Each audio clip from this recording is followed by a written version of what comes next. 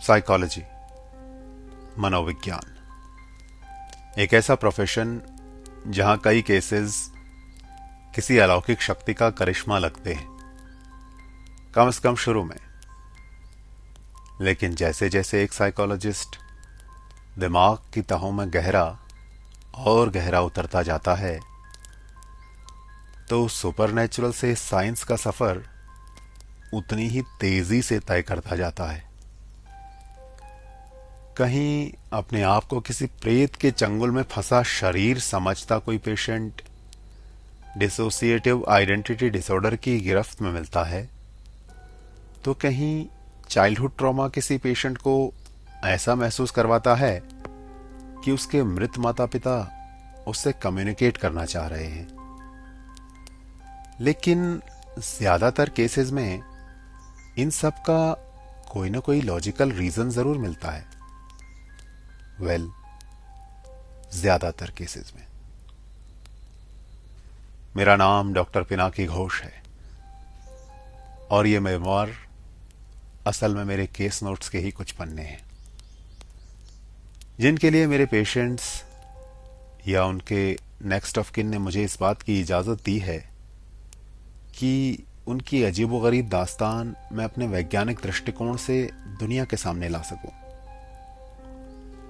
मैंने पहले भी एक ऐसे वाकये के बारे में बताया है जो हिमालय की गोद में बसे एक छोटे से शहर धारचूला में मेरे साथ बीता था।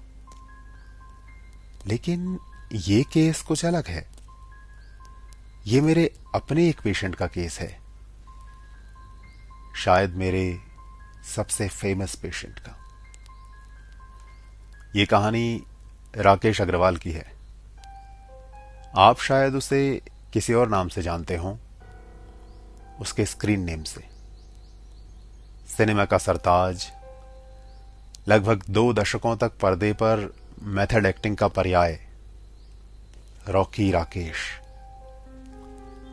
और मैं राकेश की कहानी इसलिए सुना रहा हूं क्योंकि पिछले कुछ वक्त से मैं समझने की कोशिश कर रहा हूं कि इसमें मेरी गलती कहां थी, या क्या सच में कोई गलती थी भी। वो मेरे पास लगभग 23 साल से आ रहा था, इसलिए जब पिछली बार उसने मेरे क्लिनिक का दरवाजा खटखटाया तो मुझे अजीब नहीं लगा। अजीब ये लगा कि दरवाजे पर खड़े होकर उसने पहले दस्तक दी, फिर बिना इंतजार किए खुद ही अंदर आ गया, जैसे भूल गया हो कि सिने स्टार हो या सिंपल पेशेंट, इस कमरे में पेशेंट को हमेशा बुलाया जाता है तब जब साइकोलॉजिस्ट और उसका नोटपैड दोनों उसके लिए तैयार हों। रॉकी राकेश, जिसने 2 बार सर्वश्रेष्ठ अभिनेता का राष्ट्रीय सम्मान जीता था, जिसकी एक नजर से सिनेमा हॉल में सन्नाटा छा जाता था, मेरे सामने की कुर्सी पर बैठा एक चीज को बार बार अपनी उंगलियों में घुमा रहा था। एक पुराना सिल्वर लाइटर, किनारों पर हल्की सी नक्काशी, वक्त से घिसी हुई। मैंने उस दिन पूछा नहीं कि वो किसका है, तब मुझे लगा भी नहीं कि पूछने लायक बात है। लगभग 54 साल का वो आदमी, जिसकी दाढ़ी में अब सफेदी उसकी उम्र से ज्यादा उसकी थकान बयान करती थी, बहुत देर तक चुप बैठा रहा। फिर बिना कुछ कहे वो अचानक कुर्सी से खड़ा हो गया। मुझे देखना है डॉक्टर, उसने कहा, कि मेरा हुनर क्या अब भी बाकी है या मैं खो चुका हूं।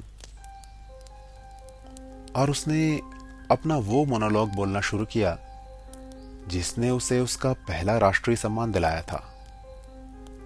वही लाइनें, वही ठहराव जो कभी सिनेमा हॉल पर कब्जा कर रखती थी और हॉल भर के दर्शकों को रुला देती थी। मैंने उसे 20 साल में सैकड़ों बार टीवी पर, इंटरव्यू में, अवार्ड फंक्शंस में ये मोनोलॉग बोलते सुना था। पर इस बार आधे में आकर वो रुक गया। उसका हाथ जो हवा में उठा हुआ था धीरे धीरे नीचे गिर गया। अल्फाज वही हैं, उसने कहा, अपनी ही आवाज पर हैरान होते हुए जैसे। आवाज वही है, अल्फाज वही हैं, पर अंदर कुछ फीलिंग्स नहीं है डॉक्टर।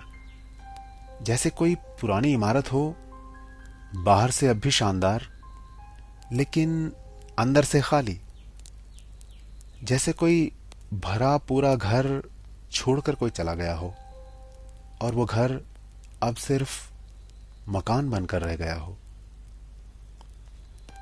वो वापस कुर्सी पर बैठ गया, चेहरा हथेलियों में छिपा लिया। कुछ देर की चुप्पी के बाद उसने कहा, डॉक्टर, मैं अब और नहीं कर सकूंगा। मुझे एक्टिंग छोड़नी है, छोड़नी पड़ेगी। ये मेरे लिए नया था। उसके स्टार टेंट्रम्स, एडिक्शंस, मैनरिज्म्स, इन सब पर मैंने पिछले 20 सालों में कई बार काउंसिल किया था, लेकिन आज वो अपनी पहचान छोड़ने की बात कर रहा था।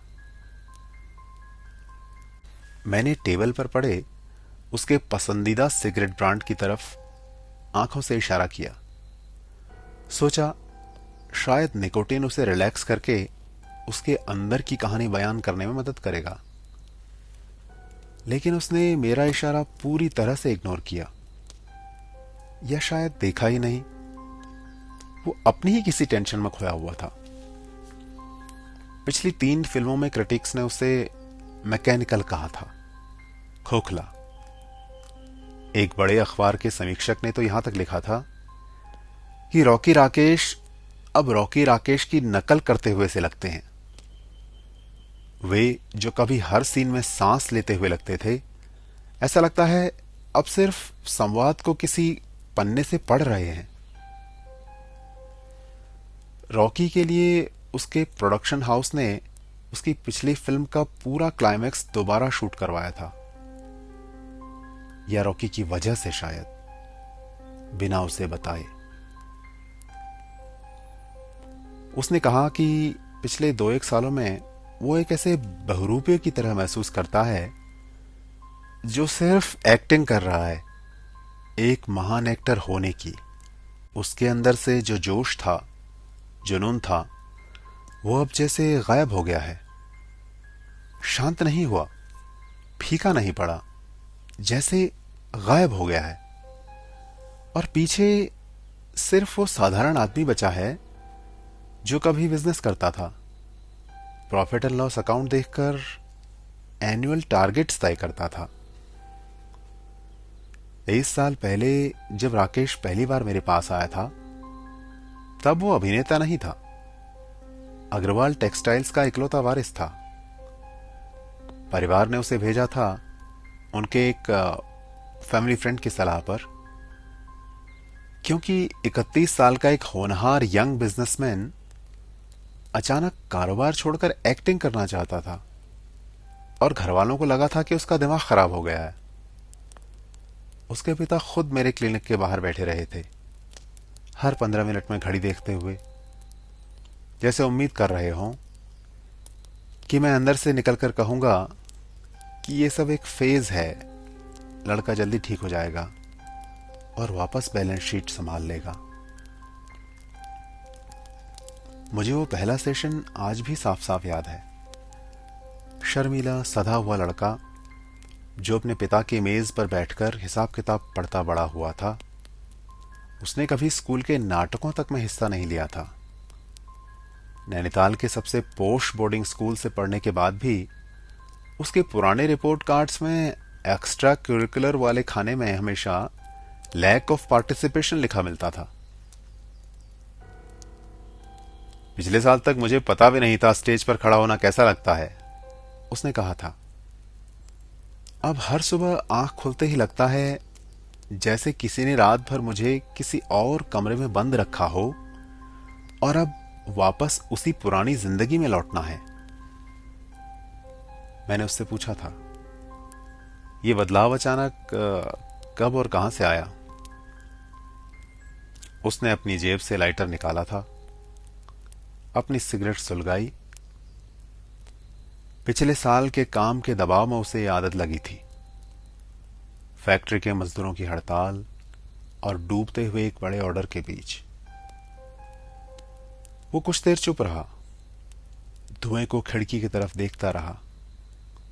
फिर बोला, डॉक्टर, मुझे खुद नहीं पता यह कब और कहां से आया। बस मैं ये कह सकता हूं, एक्टिंग बाहर कहीं से सीखी नहीं जाती, वो अंदर से आती है। उस वक्त ये सिर्फ एक जवान आदमी की इमोशनल कैथारसिस लगी थी मुझे। वो जुमला जो हर नया कलाकार कभी ना कभी बोलता है। मैंने इसे एस्केपिज्म, पलायनवाद समझकर फाइल में दर्ज किया। शायद early onset of mid life crisis का लक्षण, या फिर पिता के दबाव से भागने की एक सुविधाजनक राह। लेकिन उसकी आंखों में एक बेचैनी थी जो उस शर्मीले लड़के में पहले कभी नहीं देखी गई थी। जैसे कोई बहुत पुरानी प्यास अचानक जाग गई हो और बुझने का रास्ता ढूंढ रही हो। आखिरकार उसका परिवार मान गया। शर्त यह रखी गई कि अगर 2 साल में कुछ नहीं हुआ तो वो चुपचाप एक्टिंग छोड़कर वापस लौट आएगा और बिजनेस संभालेगा। और तब से राकेश अग्रवाल रॉकी राकेश बनकर दुनिया के सामने आया। शुरुआत छोटे नाटकों से हुई, दिल्ली के एक छोटे से हॉल में, छोटी सी भीड़ के सामने। उसने बरसों बाद मुझे बताया था कि स्टेज पर जाने से पहले उसके हाथ कांप रहे थे, जुबान सूख गई थी, वो लगभग भाग खड़ा होता। और ऐसे समय में उसकी नई नई लगी लत उसका सहारा बनी। लाइटर, सिगरेट, एक कश, और फिर स्टेज की लाइट्स ऑन हुई। और उसके अपने शब्दों में, जैसे किसी ने मेरी जगह किसी और को धकेल दिया हो और मैं बस पीछे खड़ा देख रहा था। 3 मिनट का वो मोनोलॉग खत्म होते ही हॉल में तालियां नहीं, सन्नाटा था। और फिर जब तालियां शुरू हुई तो रुकी नहीं। फिर छोटे कुछ फिल्मी रोल, और फिर वो उछाल जिसे इंडस्ट्री आज तक मिडनाइट मिरेकल कहती है। एक ऐसा नौसिखिया बिना किसी औपचारिक ट्रेनिंग के, जिसकी टाइमिंग, जिसके ठहराव, जिसकी मुद्राएं किसी पुराने जमाने के ट्रेंड थिएटर आर्टिस्ट तक को मात दे दें। एक जाने माने सीनियर डायरेक्टर ने एक बार उससे कहा था, रॉकी ने खुद मुझे ये बात एक सेशन में बताई थी, थोड़ा हंसते हुए, थोड़ा कॉन्डिसेंडिंग टोन में। डायरेक्टर ने उससे कहा था, तुम्हें डायरेक्ट करना अजीब लगता है रॉकी। जब मैं तुम्हारे साथ सीन की प्रिपरेशन करता हूं तो ऐसा लगता है किसी वेटरन एक्टर को समझा रहा हूं अपनी आज की भाषा में, जबकि तुम मुझसे कम से कम एक जनरेशन छोटे हो। उस वक्त हम दोनों इसे सिर्फ एक तारीफ समझकर मुस्कुरा दिए थे, और मैंने इसे सेलिब्रिटी वैनिटी कह के अपने नोट्स में दर्ज किया था। हर बड़े सीन से पहले रॉकी सिगरेट सुलगाता। शूट के सेट पर सब जानते थे। कैमरा तैयार होने से ठीक पहले वो एक कोने में जाकर एक सिगरेट पीता और वापस आकर पूरी तरह बदला हुआ लगता। ये उसकी पहचान बन गई थी। वो सुलगाता भी उसी एंटीक सिल्वर लाइटर से जिसे वो कभी नहीं बदलता था।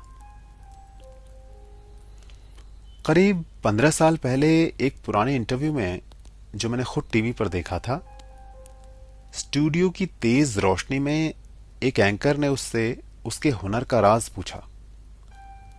वही सवाल जो हर सफल कलाकार से पूछा जाता है। रॉकी कुछ देर चुप रहा, जैसे जवाब ढूंढ रहा हो। फिर इसने धुएं का एक लंबा कश छोड़ा और मुस्कुराते हुए कहा, एक्टिंग बाहर कहीं से सीखी नहीं जाती, वो अंदर से आती है। और ये लाइन उसका ट्रेडमार्क बन गई। लोग इसे उसकी विनम्रता समझते थे, उसकी सादगी, या उसका घमंड। जो भी था वो सफल था। कोई नहीं सोच सका कि ये एक चेतावनी भी हो सकती है।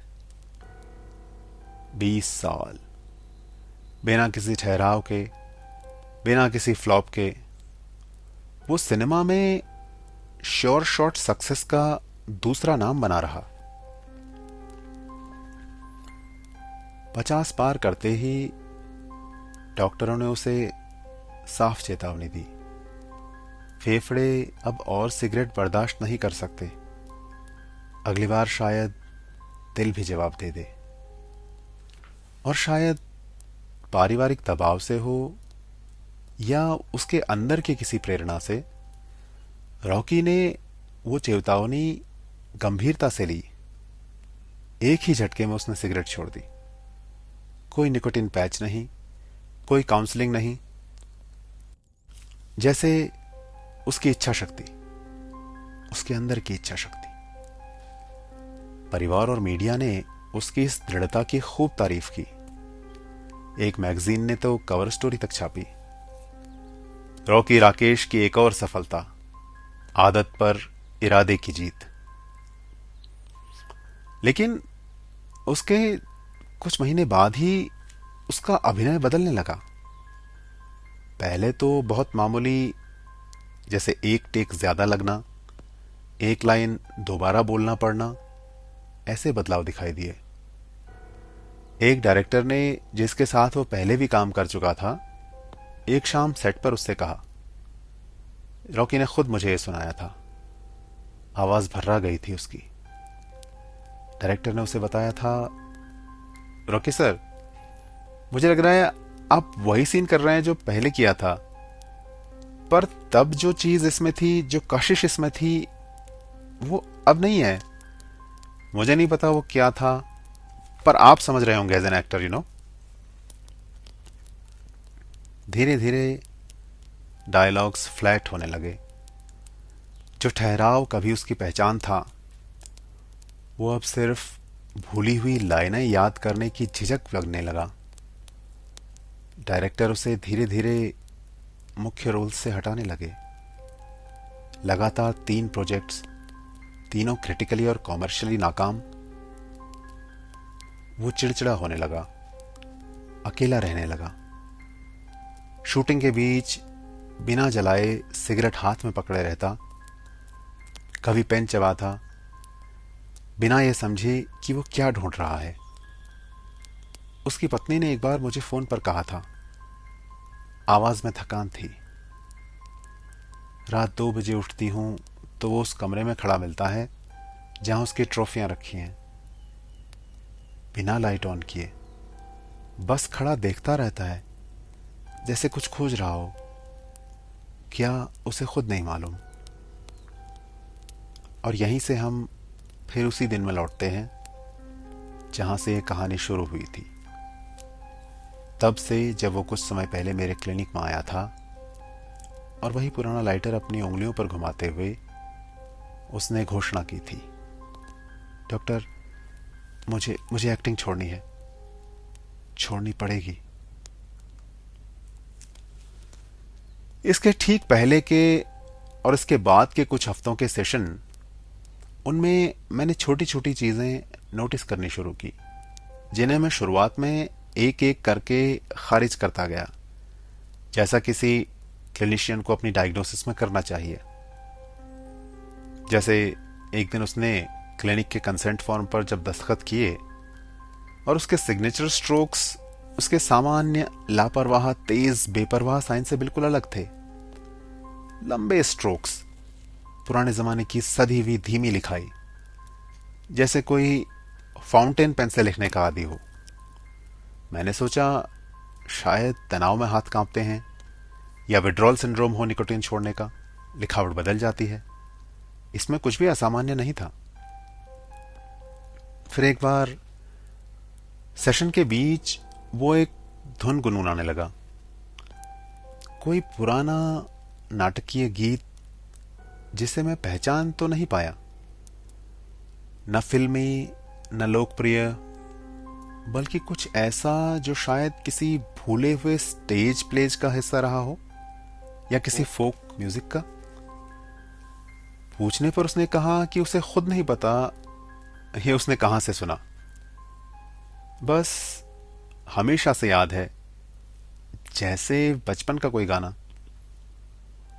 मैंने सोचा शायद एडोलेसेंस या चाइल्डहुड का कोई सप्रेस मेमोरी हो, दिमाग के किसी कोने में दबा रहा हो, या क्रिप्टोमनीजिया, जहां भूली हुई चीज नई लगने लगती है।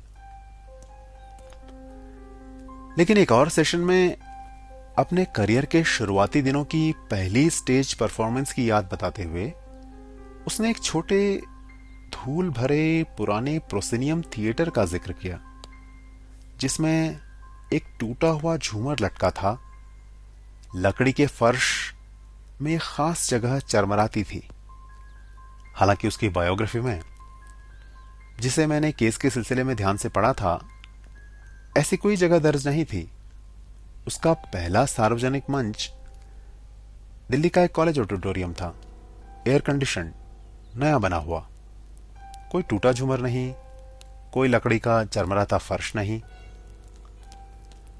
यह सिर्फ एक भूली हुई धुन तक सीमित नहीं था, यह एक ऐसी जगह की याद जैसी थी जहां वो कभी गया ही नहीं था। गहराई में खोया किस्सा हूं या कीचड़ का हूं कमल,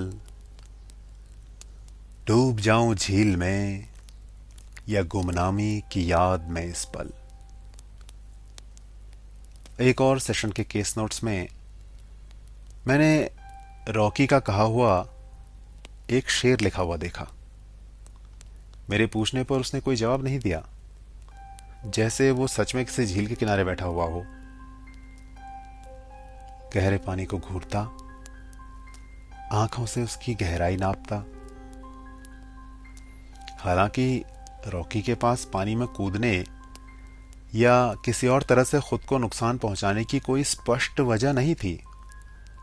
वो समृद्ध था और सफल भी, कम से कम उसकी एक्टिंग छोड़ने की जिद और सिगरेट छोड़ चुकने की सक्सेस से पहले तक तो। फिर उसके शब्दों में किसी नाकाम गुमनाम परफॉर्मर की झलक आखिर क्यों थी? एक क्लिनिशियन के तौर पर यह सब मेरे लिए नई कड़ियां थी। क्या रॉकी राकेश किसी स्प्लिट पर्सनालिटी या मल्टीपल पर्सनालिटी डिसऑर्डर की ओर बढ़ रहा था, या उसके खुद के ट्रॉमा, उसके खुद के विश्वास या अंधविश्वास उस पर हावी हो रहे थे? मुझे और जानकारी चाहिए थी। मैंने उसके परिवार से भी पूछताछ की। क्या बचपन में उसे पुराने थिएटर ले जाया गया था कभी, या वहां की कहानियां सुनाई गई थी, या कहीं झील से रिलेटेड कोई किस्सा था? जवाब हर बार नहीं था। तो फिर उसमें आ रहे इस बदलाव का कारण क्या था? एक एक करके मेरे पास की हर लॉजिकल एक्सप्लेनेशन खत्म होती जा रही थी। आखिर कैसे, किस वजह से एक जीनियस लेवल अदाकार अचानक बिलो एवरेज होकर रह गया था?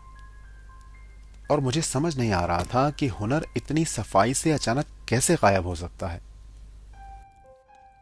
मैंने तय किया, हिप्नोसिस से शायद हम उस जड़ तक पहुंच सकें जहां से ये सब शुरू हुआ था।